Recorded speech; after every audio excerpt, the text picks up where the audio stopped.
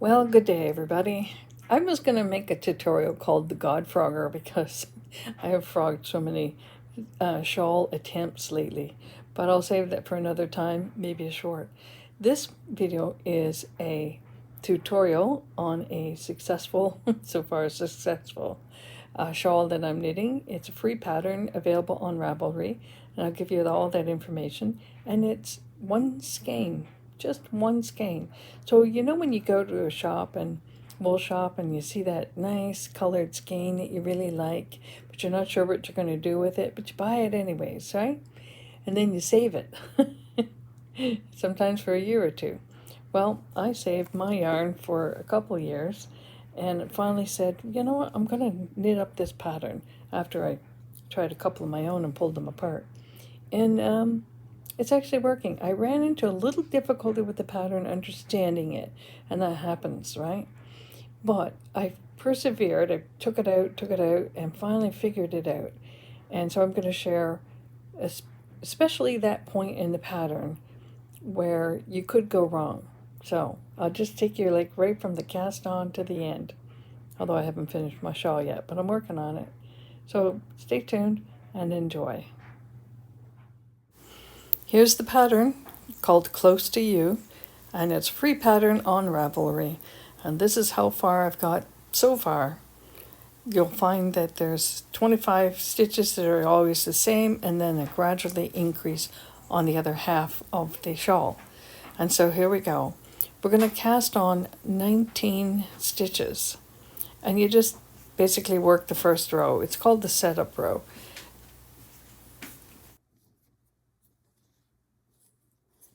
Once you get your 19 stitches on, you are going to knit 2, then place a marker, and then knit to the end. So here we go. Knit 1,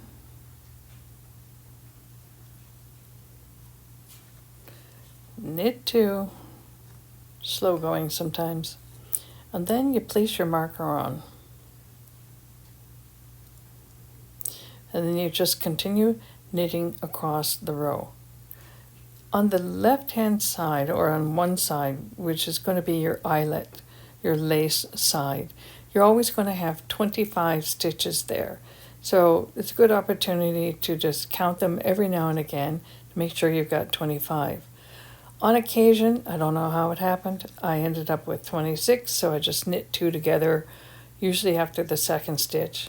Or another time I was missing a stitch and I didn't see any holes in my work, so I'm not sure what happened there. So I just knit 1 in that 25 sequence and then increased a stitch by knitting front to back.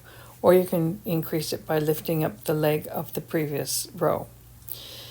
Either way, you try to keep it all normal. 25 on one side, and then the other side, the non-lace side of it, is going to grow.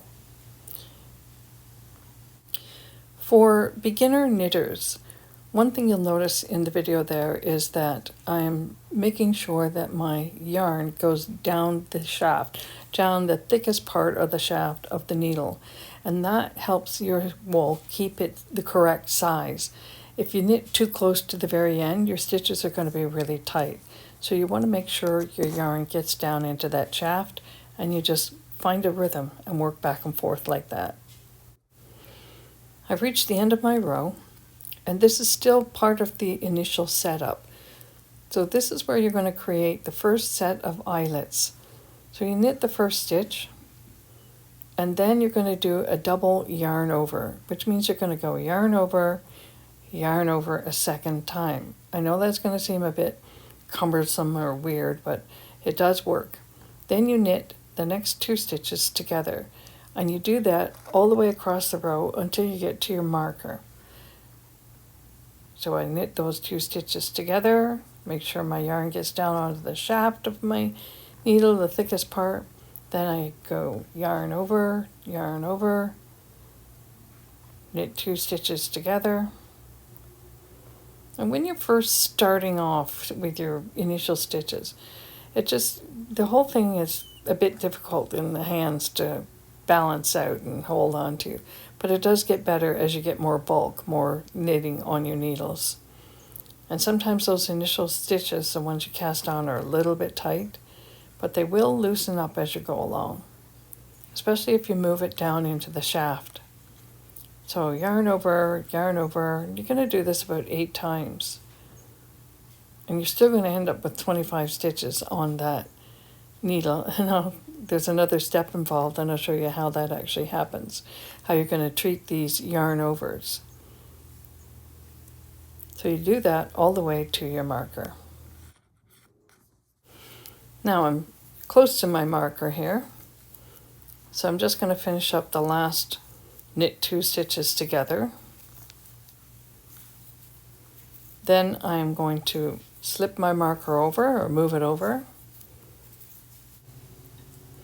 After the marker, I've got 2 stitches, so the first one there I'm going to knit front to back, so that's going to be an increase.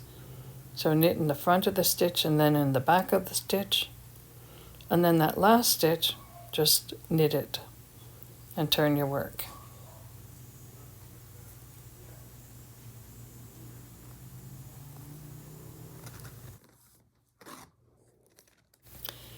When you turn your work, you take that first stitch and you simply knit it. You're always going to knit that first stitch. On the second one, you're going to do another front to back knitting. So you knit the first stitch. The next one, you do an increase by knitting in the front, hold on, bring it around to the back, and knit into the back of that stitch. Now you've increased by 1 stitch. And then you just knit to the marker. Now, initially I've got 1 stitch here, but eventually you're going to have a whole bunch of stitches, because this is the side that is actually going to grow. So you move your marker. Now here's the tricky part. So you go knit, knit. See, now you're coming up to those yarn overs that you did. First one's kind of easy. The second one's a little bit tricky because it seems rather loose. Bring your yarn around into the purling position and you purl that yarn over. That's the tricky part. Then you bring your yarn back into the knitting position and you go knit, knit, and purl.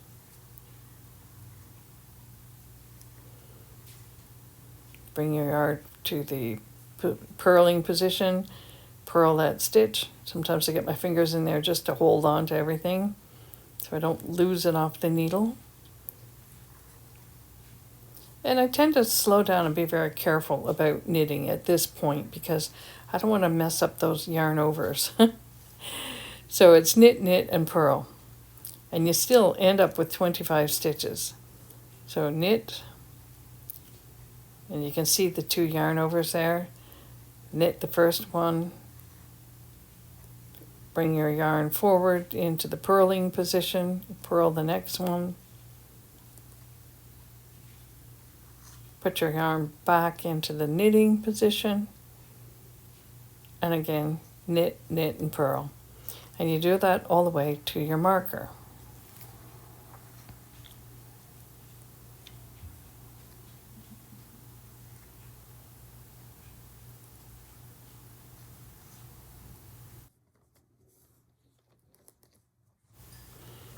Now, after setting up all those stitches and working on your lace row, you're going to move the marker over. And this is where you're going to change things just a little bit. You're going to slip those next 2 stitches and knit in behind. So it's called a slip, slip, knit. And like I said, sometimes when you don't have a lot of yarn knit on your needles, it's a little bit cumbersome, but you can manage it. So I get my needle through there in the back and I just knit that. I find these beginning rows are good to slow down on. Now I have 2 stitches. I'm at the end of this row and I'm going to knit front to back and knit the last stitch.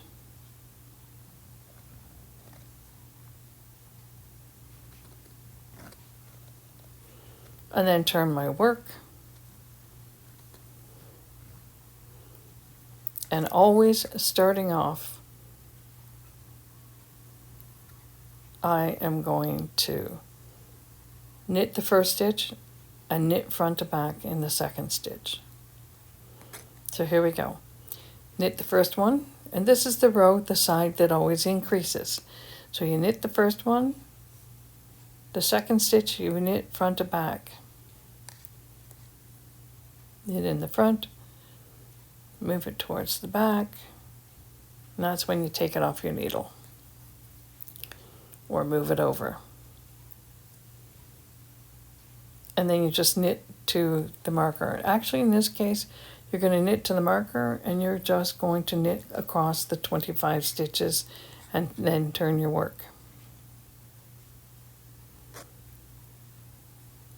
Sometimes the stitches are a little bit tight, so I just sort of wiggle my needle so that they get down in there properly. You learn all these little tricks as you go along, ways to handle your yarn. So there's the first row of 8 eyelets. And I'm just going to knit all across that row. So when I get to the end, then I'll tell you what's next.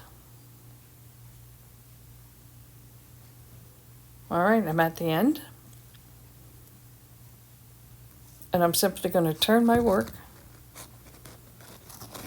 and I'm going to knit back over those 25 stitches. And this is a good time to count your stitches just to make sure you still have the right number. But on the right hand side, I know I feel like I'm repeating myself, I am.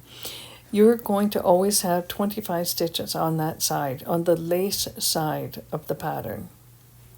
So you just knit all the way back to your marker.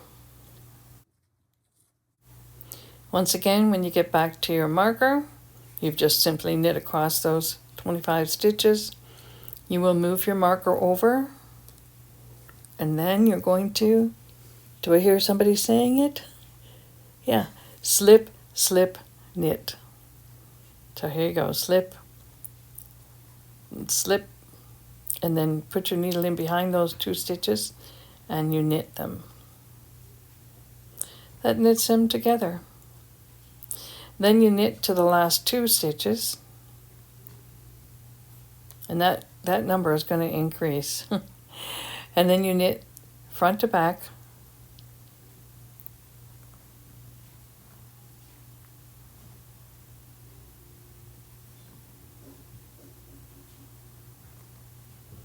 and then knit that last stitch. And then you're going to turn your work, knit your first stitch, knit front to back of the second stitch, and just knit all the way back across your row. And you're going to do that about 4 times. Read the pattern, and you will note that it says repeat rows 3 and 4 4 times.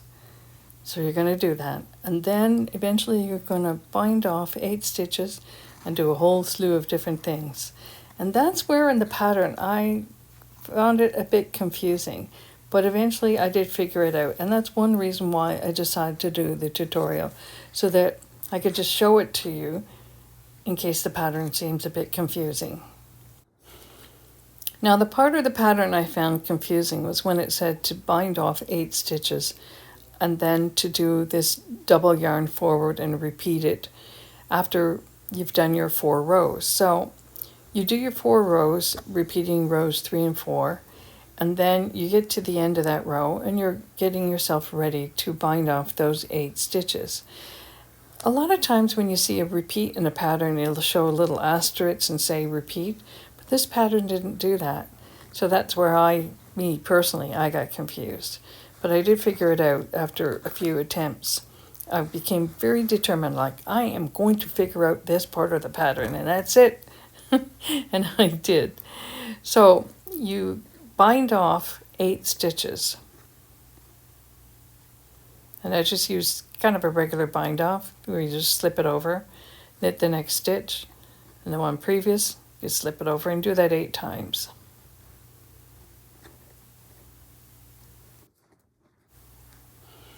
Okay, so I have bound off my 8 stitches, and then I do yoke over twice, yarn over twice. Why did I say yoke? Yarn over twice and knit the next 2 stitches together. Now we've done this before. We did this in the beginning setup row, But initially when I came across that binding off 8 stitches, yarn over, knit 2 together 8 times, I wasn't sure what I was repeating because there was lacking that little asterisk to say repeat. Instead, you could just kind of put it in brackets. So you'll see that when you look at the pattern.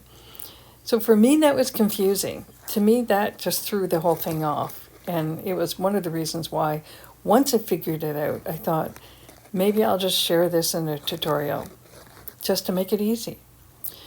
So that's what you do. You do yarn over twice, yarn over, knit 2 together, and then you get back to your marker. What do? Do I hear you telling me? Yeah. Slip, slip, and knit. You get to the marker, slip, slip, knit. Once you're done with the lace side, you just slip, slip, knit.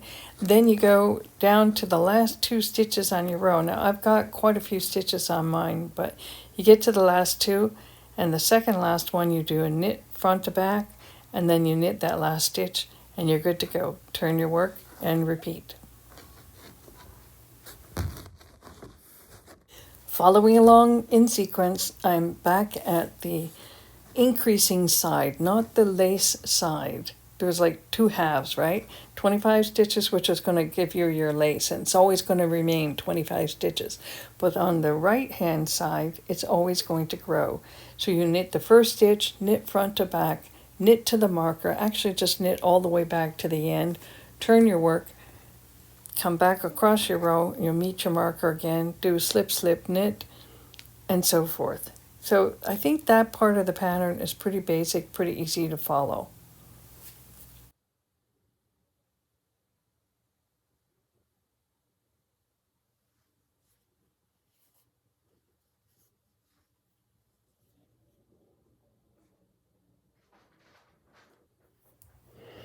What I like about this pattern is that it kind of keeps your mind engaged because you're working with these 25 stitches and the eyelets on one side, and this is gradually growing on the other side. So you're always sort of, I want to say, switching things in your mind. You get across here, you do your slip, slip, knit, you go across the end, you do your knit front to back, and then you turn your work, and then you knit the stitch, knit front to back, go all the way back across here again, turn your work, and then after you've got your 4 rows done, you're getting back into the eyelet pattern, which is, I think is rows 13 and 14 on the pattern. So it just, I don't know, I just find it's not completely boring. You do need to pay attention, and yet when you're doing those 4 repeat rows, it's just like smooth sailing, you know. I'm like, oh, I got 4 rows. And the way I do that is I count the little ridges, 1, 2, 3, 4. On occasion, I've had 5. One time down here somewhere, I had 3. It doesn't matter.